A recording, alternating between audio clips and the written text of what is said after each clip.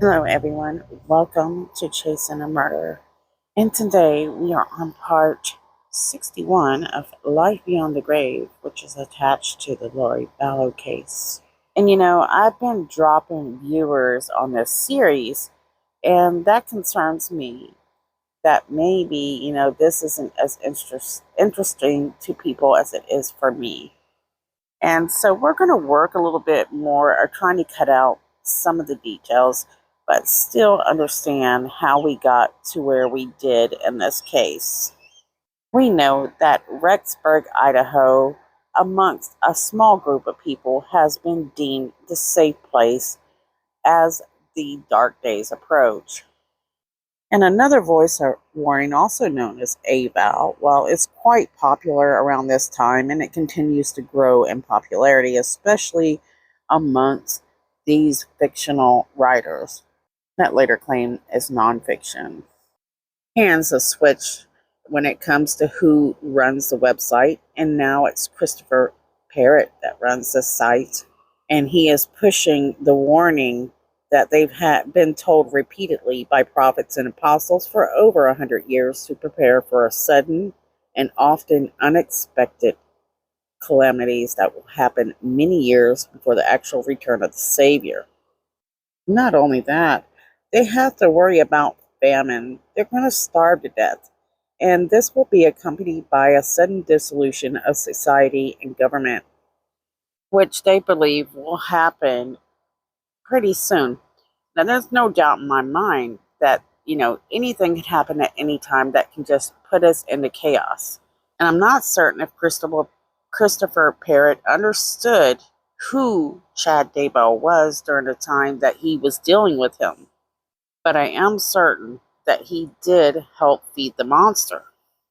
The one thing is he's got something good started when he started this website. He's making money and he's attracting a lot of preparedness people, authors, and these things start to grow in the future from here and into the future rather, and to something bigger than what you and I might understand.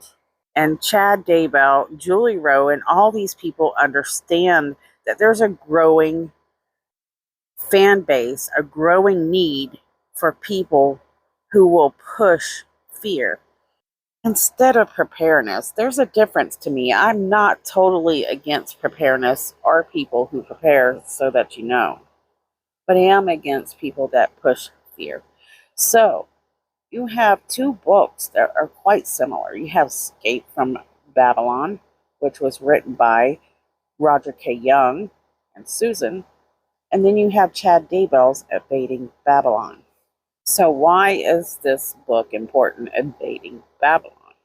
To know more about Chad, since he's not going to share with us willingly, you have to go through his books and realize that most of what he writes is based off of something real in his life. In Evading Babylon, he has a character by the name of Nathan Foster who joins a secret team of men who help the saints escape modern society's implosion. And here's something very interesting. Nathan is admiring women, and it's women from their high school days. Could this have been Tammy? And here's another hint that as the earth is in chaos, his devotion to this new lifestyle, well, will tear apart their relationship. Could these be subtle hints of what really Chad Daybell is thinking?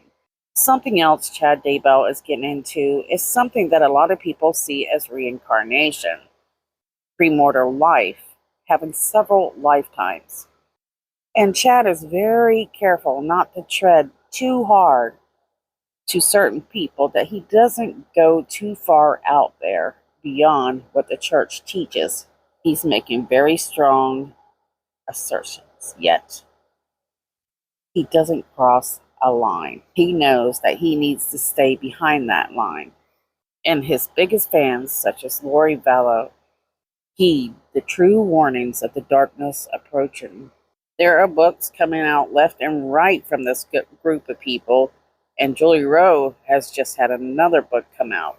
It is a story of tragedy that goes to destiny, a vision of America's future.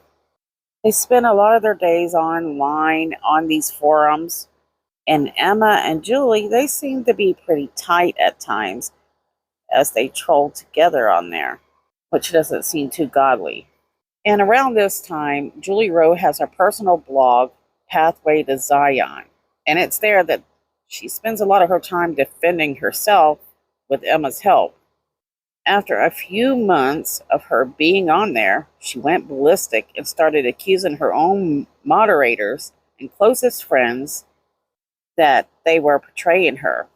This anonymous blogger says she is basically having a meltdown, which I learned she has quite often. She will totally delete her websites and then put them back up and then delete them again. They said that it was so bad that they basically booted her from her own forum and deleted all her posts. From there, as a few months go by, she sent out bizarre texts and emails to people. This blogger said that she got an email and it was basically gibberish and made no sense at all. She has outbursts and then goes silent for months. Then she comes back to the public scene, rise, and repeat. That sounds like the Julie I've been researching, so that sounds like she's probably telling the truth. But here's something I noticed, that everybody, they seem to care about Julie, and they're really upset because the husband or family members don't get her the help that they believe she needs. They speculate maybe they do, and she just flat out refuses, or maybe she likes the perks that come with her celebrity. While Julie is going through another breakdown, this is the same time that Daybell-Vallow says that she starts turning more to the temple for answers and to get through the difficult parts in her life. And the voices that she hears are growing. They're becoming more frequent. And this will grow up to be spending 3 hours a day up to 5 days a week at the temple, whereas most people go once a month. It begins with her going once a week, but it just isn't enough, and it will continue to grow, and it will actually eventually grow up to be around 8 hours a day that she'll spend at the temple as we get closer to 2019. An interesting article that came out later on this time frame of Chad Daybell was by Adam Herbert. Chad Daybell receives a question. He says his most common question that he receives is, what parts of your books are based on what you've seen in vision? And what part did you make up? This was written in his autobiography, and it said, the short answer is that I don't fictionalize any events portrayed. I'm really not that creative. My torn veil allows information to be downloaded to my brain from the other side. The scenes I am shown are real events that will happen, end quote. And guys, I'm sorry this is being repeated, but it's very difficult to tell a story in order. But this is something you need to keep in mind. He's not creative, just like Julie. We are approaching 2017.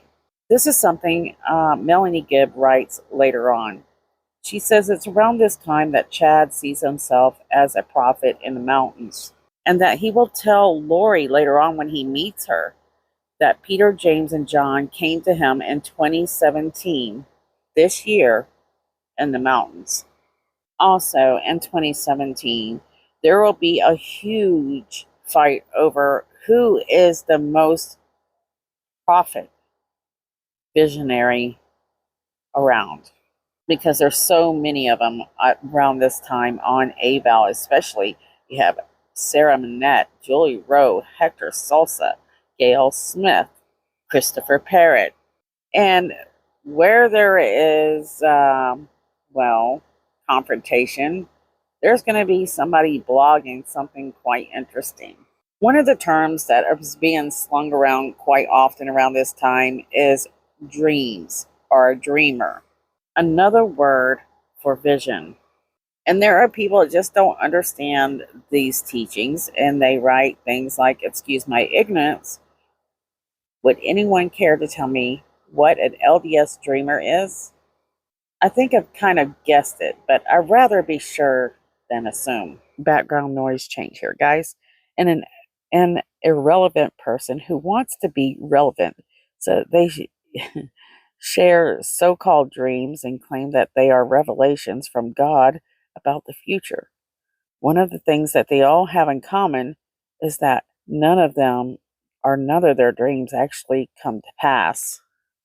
And so there's a response to some of this, and a lot of people believe that this anonymous person could have been Julie Rowe. And they say, now, either I am Looney Tunes or I have had a great blessing and privilege of visions and an in person visits through the great power of the divine. Either way, it would be wise of you to temper down your criticism. Christopher must have had his hands full. So another person wrote, Chris, the sad thing is liars ruin it for legit ones.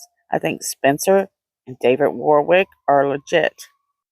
I think Julie is a flat out liar, and I'm not sure on Hector, but my gut wants to clarify him in the same category as her. She unfortunately has done much more harm to the prepping LDS community than she has ever did to help it. So there you go. You're seeing all this heated commotion going on within this eval community. And again, you're hearing names like David Warwick. He's being brought in as one of the seers or prophets. And let me tell you, David Warwick, well, he has a whole lot of background that you want to look into. We may go into later. In the meanwhile, you can pause and read these notes that I've put on here for you. Jason Mel, I just want to mention this, has retired from the Phoenix Police Department. So again, friends of Lori say it's around 2017 that Lori's relationships with her children begin to shift. Because her focus was on a different way of living during that time. Now, Lori is wanting to prepare for Armageddon. Well, Chad believes that his powers are increasing and he can read light and dark auras. He can talk to angels. The Vallows begin to settle back in when they arrive in Arizona. And during this time is when Charles spends thousands of dollars getting a dog properly trained as a service dog for their son, JJ. His name is Bailey, and he's a Labradoodle. According to a few sources, this dog became JJ's best friend. And Cheryl, Charles's ex-wife, her son said, or witnessed, that JJ loved this dog, and they loved JJ and this dog as well. JJ is having trouble sleeping, and once he gets this dog, it helps him sleep through the night. They say kids with autism, well, they have a big chance of just wandering off in the middle of the night, even during the day, and they get easily distracted. The purpose of the dog was to keep JJ on task and alert the parents if he was wandering off. Lori Vallow has her hands full. In fact, the whole family does. So they have to make sure that this house is locked up tight so that JJ can't get out and wander around. And definitely the dog Bailey helped him sleep a lot better. Now, something I've often wondered about is Chad Daybell publishes a book, The Edge of Heaven, in 2017.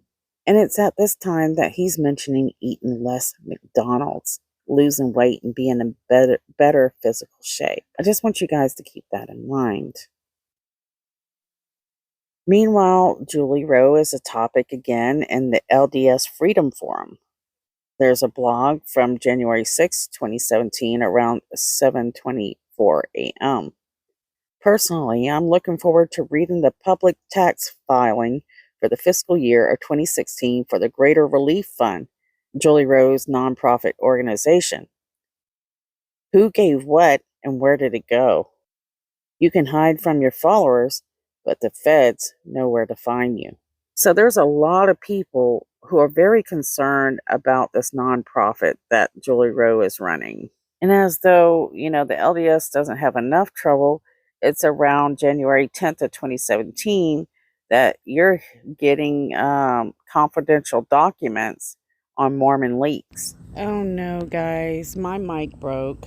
Wow, I'm gonna need a job just to supply the mics. That's okay, we can pick up again later. Just don't forget that we have these girls still missing. Share their face, share their story, and help this family find justice. Or families. Thank you so much for your positive support and those that have liked and subscribed and even given to Patreon on Chasing a Murderer. Love you guys, and I'll see you guys soon.